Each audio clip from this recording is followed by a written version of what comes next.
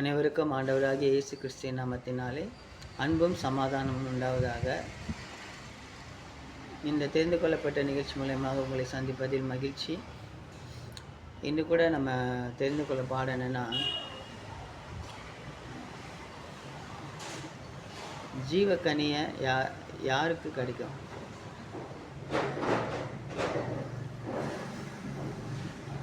இப்போ வெளிப்படுத்தின விசேஷம் 22வது அதிகாரம் 14-15 2 வசனங்கள் நீங்கள் படித்து பார்த்தீங்கன்னா, தன்னுடைய ஆடையை தினம் தோய்த்து கொள்பவன் தோய்த்து கொள்ளட்டும், அவனுக்கு ஜீவ கனி மீது அதிகாரம் உண்டு. அவன் வாசல் வழியாக நகருக்குள் செல்வான். அதாவது முதல் உயிர்த்தெழும்புதல். அப்போ தன்னுடைய ஆடையை டெய்லி துவைச்சிக்கணுமா? ஆடைனா துணி இல்லைங்க, நம்மளை பரிசுத்தத்தை சொல்கிறார் இல்லையா? பரிசுத்தம் செய்யணும், இன்னும் பரிசுத்தமாக இருக்கட்டும், நான் பரிசுத்தர் நீங்களும் பரிசுத்தமாக இருங்க அப்படின்றாரு. அப்போது அந்த பரிசுத்தம் தான் நம்ம டெய்லி நம்மளை பரிசுத்தப்படுத்திக்கணுமா? டெய்லி அப்படியே ஒரே ஒரு ஆடை வச்சுருந்தேன்னு வச்சிங்களேன், அது என்ன பண்ணுவோம்? டெய்லி துவச்சி போடுவோம் இல்லையா? அழுக்காக இருந்தால் 4 பேர் ஐயோ இப்படி என்ன இப்படி அழுக்கு இருக்குது, இது இப்படி இருக்குது, அப்படி இருக்குது, நல்லாவே இல்லை, சுருங்கி இருக்குது அப்படி ஏன்னா இப்போல்லாம் அயன் பண்ணி நல்லா பக்காவாக சென்ட்டுலாம் அடித்து அப்படி போட்டால் தான் மதிக்கிறாங்க. உலக ஆசை இல்லாமல் சாதாரணமாக இருக்கிற மனுஷங்களை யாரும் மதிக்க மாட்டாங்க. ஆனால் ஆண்டவர் ஆடையை சொல்லுங்க, நம்ம இருதயத்தை சொல்கிறார். நம்ம இருதயத்தை டெய்லி அதில் உள்ள டெய்லி பாவம் பண்ணுவோம், கண்டிப்பாக பண்ணுவோம். வாயால், உதட்டால், நாவால், கண்ணால், காதால், சரீரத்தால், ஆத்மாவால், ஆவியால் ஒவ்வொரு நாளும் நம்ம கண்டிப்பாக ஏதாவது ஒரு விதத்தில் இச்சைகள்னால பாவம் செய்வாங்க. நம்ம கண்டிப்பாக செய்வோம். அதுலேருந்து நம்ம இல்லைன்னு சொல்லவே முடியாது. அப்போது டெய்லி நம்ம பரிசுத்தம் பண்ணிக்கொள்ளணும். மோசைக்கிட்ட கூட ஆண்டவர் சொல்கிறார், இன்று உங்களை பரிசுத்தம் பண்ணிக்கொள்ளுங்கள், நாளை நீங்கள் அற்புதத்தை காண்பீர்கள்னு சொல்கிறார் ஆண்டவர்.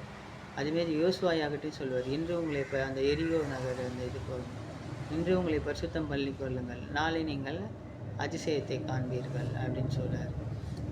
இப்போது அது அந்த ஒரு இதுக்கு தான். ஆனால் இப்போ நம்மளை பரிசுத்தம் பண்ணிக்கிட்டால் தான் நம்ம ஜீவ கனி மீது நம்மளுக்கு உரிமை உண்டுன்னு சொல்ல முடியும். இல்லைன்னா நம்மளுக்கு அதில் உரிமை கிடைக்காது.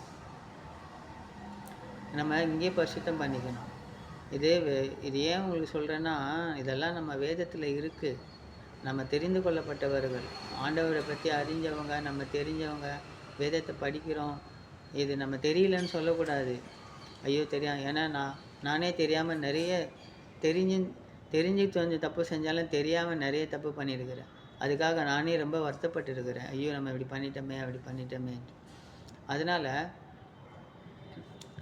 ஆண்டவர்கிட்ட தான் அந்த ஞானத்தை கேட்கணும். அவர் கொடுத்த அந்த ஞானம் மூலயமா தான் நம்மளால் உலகத்தை ஜெயிக்க முடியும். நம்மளுடைய ஞானம்லாம் ஒன்றும் இல்லை, பூஜ்யம்தான்.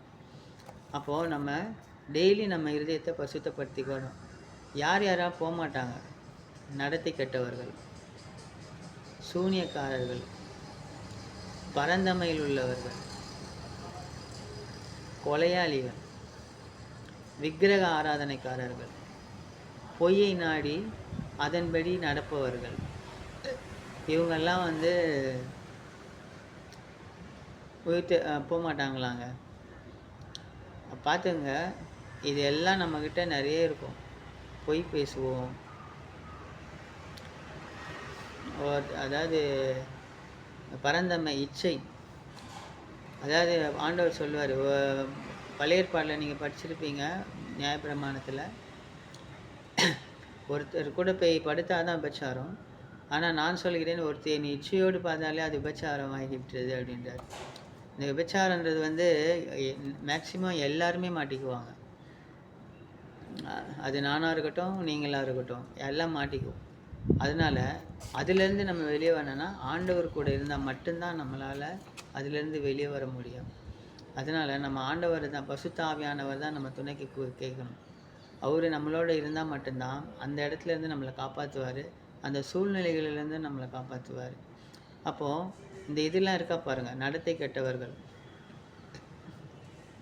சூனியக்காரர்கள். ஏதாவது ஒரு பிரச்சனைனா யாருக்கிட்டையா போய் ஐயோ அவங்கள பார்த்துட்டு வந்துடலாம், இவங்கள பார்த்துட்டு வந்துடலாம், நம்மளுக்கு இப்படி நடக்குதே அப்படி இப்படின்னு போய் பார்த்துட்டு வந்துடுறாங்க. ஆனால் தேவன் ஒருத்தர் இருக்கார், அவர் செய்வார் அப்படின்ற அந்த நம்பிக்கை இல்லை. உலக ரீதியாக போய் நம்ம அவங்ககிட்ட பார்த்துட்டு வந்தால் இவங்க பார்த்துட்டு வந்துடலாம், அதுக்கு நம்ம ஏதாவது ஊழியக்காரங்கிட்ட போய் ஜெபம் பண்ணிட்டு வரலாம். ஆண்டவருடைய வார்த்தை குணப்படுத்தும். ஏன்னா அவர் நம்மளுக்காக சிலுவையில் இருந்து நம்மளுக்கு மீட்டு கொடுத்துட்டாரு. அவருடைய ரத்தம் சகல பாவங்களையும் மன்னிக்கும். அப்போ நம்ம பாவங்களையும் மன்னிக்கும் இல்லையா? அதனால் நடத்தை கெட்டவர்கள், சூனியக்காரர்கள், பரந்த மேலிடப்படுபவர்கள், விபச்சாரம் ஆதியிலிருந்துங்க. இந்த விபச்சாரம், விக்கிரகம், இது ஆதியிலேருந்து ஆண்டவன் வெறுக்கிறாரு. இது ரெண்டத்தையும் ஆதியிலேருந்து வெறுக்கிறாரு. கொலையாளி காயின் பார்த்தீங்களா, ஆபேல கொன்னுடுவான். அப்போ ஆண்டவர் என்ன சொல்லப்பதா,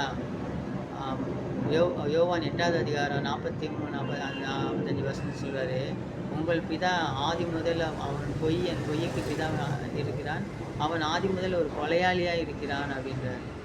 அப்போது காயின் ஃபஸ்ட்டு ஆபேல கொன்னான் இல்லையா? ஏன்னா சாத்தானுடைய இதனால அவன் அப்படி பண்ணிட்டான். அப்போது அந்த பாருங்கள், கொலையாளியே போக முடியாது. பொய்யை நாடி அதன்படி நடப்பவர்கள். யார் பொய்யை சொல்கிறாங்களோ அது அதுக்கேற்ற மாதிரி நடக்கிறது. உண்மையை சொல்கிறவங்கள நம்புறதில்லை, அந்த மாதிரி பண்ணுறது. அது நம்ம தேவன்கிட்ட உட்காந்து ஒரு தாவீது பாருங்கள், எந்த ஒரு விஷயம்னாலும் ஆண்டவர்கிட்ட போய் கேட்பார். கேட்டுட்டு, ஆண்டவரே நான் போகலாமா, நீங்கள் எனக்கு வெற்றி தருவீங்களா அப்படின்னு கேட்பார். நீ போ, நான் உன்னை அதை மேற்கொள்ள செய்வேன் அப்படின்னு ஆண்டவர் சொல்லும்போது தான் போவார். அதனால தான் தாவீது எப்போவுமே ஆண்டவருக்கு இருதயத்துக்கு ஏற்றவனாக இருக்கிறாரு. அதனால் கிறிஸ்துவ மக்களே, நம்ம அந்த வேதத்தை படிங்க. வெளிப்பட்டின விசேஷம் 22வது அதிகாரம் 14-15 வசனம்.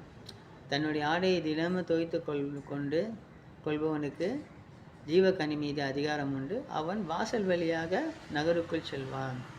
நம்ம புதிய ஜெருசலேம், புதிய பூமி வரும்போது நம்ம பரிசுத்தமாக வாழ்ந்தால் நம்ம முதல் எழுப்புதலில் நம்ம பங்கு கொள்ளுவோம்.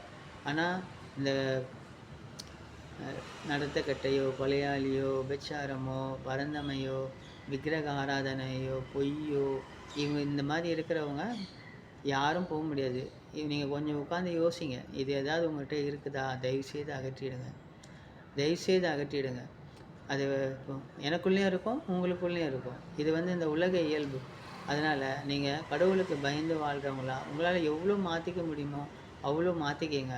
அப்போ தான் நம்ம நித்தியமாக தேவனோடு வாழ முடியும், ஜீவக்கனிக்கு சொந்தக்காரனாக மாற முடியும்.